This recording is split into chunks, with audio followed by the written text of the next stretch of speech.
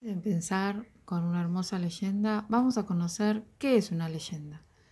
Las leyendas son narraciones de hechos tradicionales, misteriosos o fantásticos, que a través de sucesos buscan modificar actitudes o comportamientos de las personas para el bien de la comunidad. Narra hechos maravillosos o sobrenaturales. Además, te quiero mostrar algunos libros de leyendas urbanas, por ejemplo argentinas, leyendas urbanas, cuentan que cuentan, de diferentes autores. Acá tenemos autores como Laura Ávila, Liliana Cineto, Patricia Suárez, Mario Méndez, Franco Baccarini, Nicolás Schuff, Silvia Schuher, Laura de Betach, Emma Wall, entre otros.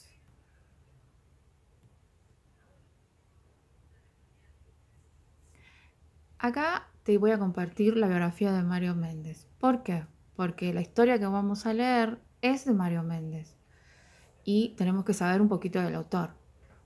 Nació en el año 1965 en Mar del Plata, pero reside en Buenos Aires desde hace casi 20 años. Es maestro de grado y publicó numerosos cuentos y novelas, entre ellos, seguro que algunos conoces, El vuelo del dragón, El aprendiz, Pedro y los lobos, Brujas en el bosque y muchos más. La historia que vamos a compartir se llama El monstruo del arroyo. Cuenta la leyenda que en un pueblo de provincia, en una estancia abandonada, existe un monstruo. Ahí va el audio. El monstruo del arroyo, capítulo 1, Noche de tormenta. Un relámpago iluminó la oscura noche pueblerina y al instante un trueno rompió el silencio de las calles desiertas. La lluvia que había caído durante toda la tarde se hizo más potente aún, transformándose en una implacable cortina de agua que anegaba las calles de tierra de los tepuales. Pedro se asomó a la ventana de su casa y corrió las cortinas. Enseguida la voz de su tía Cata lo regresó a la mesa, donde le esperaban las tareas de la escuela. «Pedro», dijo la tía con tono amable como excusándose, «tenés que terminar los deberes. Además ya sabés». Pedro movió la cabeza asintiendo. «Sí, ya sé», dijo tristemente y se quedó callado. Lo que Pedro sabía era lo mismo que también sabían todos los habitantes de los tepuales. A esa hora y en plena tormenta era mejor no asomarse. La escena se repetía, seguramente en muchas de las casas bajas del pueblo, esa misma noche. Y se venía repitiendo desde hacía ya varios años, desde el momento en que se instaló en el pueblo lo que primero fue un rumor y después una certeza que nadie se atrevía a discutir, que en las afueras de los tepuales, en el casco abandonado de la estancia La Margarita, junto al arroyo Triste, vivía un monstruo. El pueblo se había enterado de tan extraña noticia en otra parecida noche de tormenta, aquella en que un paisano que venía al pueblo en su caballo vio una luz en la vieja casona destruida. Se asomó a curiosear y muy poco después entró al galope por la única calle asfaltada, gritando, horrorizado, su descubrimiento. «¡Un monstruo! ¡Un monstruo!», exclamaba el aterrado paisano, y desde aquellos gritos ya nada fue igual en los tepuales.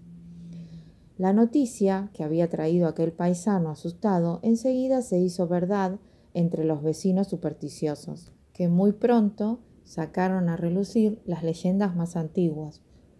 Que en la Margarita vivía un sabio loco, decían algunos, y que quizás todavía estaba allí, agregaban otros, en voz baja. Que el arroyo Triste tenía ese nombre no por la poquísima agua que arrastraba, sino porque en él se había ahogado una vieja hechicera, y que la vieja antes de morir había maldecido las aguas oscuras.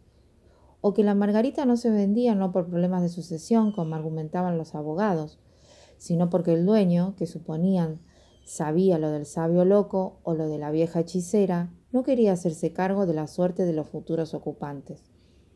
Lo cierto es que durante mucho tiempo el tema excluyente de todas las conversaciones de los tepualenses fue la Margarita y su monstruoso habitante. A muy pocos se les ocurrió pensar que tal vez aquel gaucho curioso estaba un poquito pasado de copas y los que sí consideraban esa posibilidad respondían con algo que para ellos era una verdad indiscutible. Los chicos aseguraban: los locos y los borrachos nunca mienten. Pero como a pesar de todo siempre hay alguien que no pierde la cabeza, hubo en los tepuales una persona que dudó de los dichos del pueblo. El director de la única escuela del lugar era de los poquísimos que se reían del cuento, y fue él quien logró reunir una expedición que se animaría a inspeccionar la Margarita. 5 hombres y el director partieron un día poco antes del atardecer.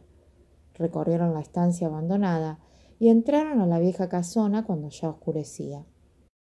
Volvieron muy poco después uno de los expedicionarios, que en realidad no era tan valiente como parecía. Se enganchó el poncho en un clavo y pegó tal grito que asustó a sus compañeros. Todos corrieron, salvo el director, que a pesar de los gritos se animó a seguir. Volvió muy tarde, cansado y embarrado hasta las rodillas.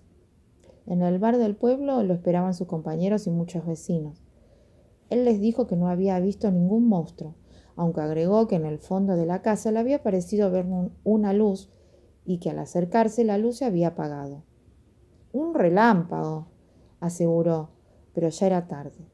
Hasta sus mismos compañeros se convencieron de que algo había y ya nadie se animó a volver por allí. Para colmo, 2 meses después, el director se jubiló y regresó a su pueblo natal, con lo que los comentarios se hicieron unánimes. «Por algo se va», decían algunos aún antes de que el director abandonara el pueblo. «Él lo vio», aseguraban otros al día siguiente de su partida. Y a la semana ya nadie dudaba de que efectivamente se iba escapando del monstruo. 2. Algo. Que en la Margarita había algo, aunque parezca mentira, era la más pura verdad. Lo que se contaba acerca de las sombras que se movían en los alrededores de la estancia o de las luces que titilaban en la casa en ruinas era cierto. Un extraño ser solía moverse por entre los árboles del bosquecito que rodeaba la casa, casi siempre a la llegada del atardecer, cargando en los largos brazos los montones de leña con los que encendía los fuegos de que se hablaba en el pueblo. Ese algo, ese ser grande y peludo, vivía en la casa desde hacía muchos años, en la soledad más absoluta, sin comunicarse con nadie, sin más comodidades que su camastro de cueros y paja y la leña que quién sabe cómo había aprendido a utilizar y que lo calentaba en el invierno. Cómo había llegado a la Margarita era un misterio que ni él mismo, si hubiera podido hablar, habría explicado. Por lo que el monstruo sabía, siempre había estado en esa, su guarida, y siempre estaría allí, alimentándose con lo que encontraba y evitando todo contacto con los vecinos del pueblo, por los que no tenía ninguna simpatía. Había bajado alguna que otra vez hasta los tepuales, siempre ocultándose en las sombras de la noche, y 2 o 3 veces los perros lo habían corrido ladrándole. De ellos, precisamente, había aprendido a defenderse, copiándoles los ladridos que le salían muy a su manera. Mostraba los dientes, gruñía y emitía una especie de aullido largo y desafinado, que no asustaba demasiado a los perros, pero mantenía, sin que él pudiera adivinarlo, a todos los vecinos encerrados en sus casas, aterrados ante la posibilidad de que el monstruo al fin se hubiera decidido a atacarlos. Después de esas raras incursiones al pueblo, volvía como siempre a su guarida en el arroyo. Se acomodaba en alguna de las piezas de la casona y evitaba, sin saber por qué, los restos del auto rojo semivolcado contra un árbol, a pocos metros de la casa. ¿Qué era ese armatoste roto en medio del bosquecito? Resultaba algo que el monstruo no estaba capacitado para entender, pero por alguna oscura razón prefería mantenerse alejado de él, como si hubiera allí una oculta amenaza. Hasta acá el capítulo 2. Comenta sobre el monstruo. ¿Cómo te lo imaginas? ¿Conoces otra leyenda? Contanos. Nos vemos.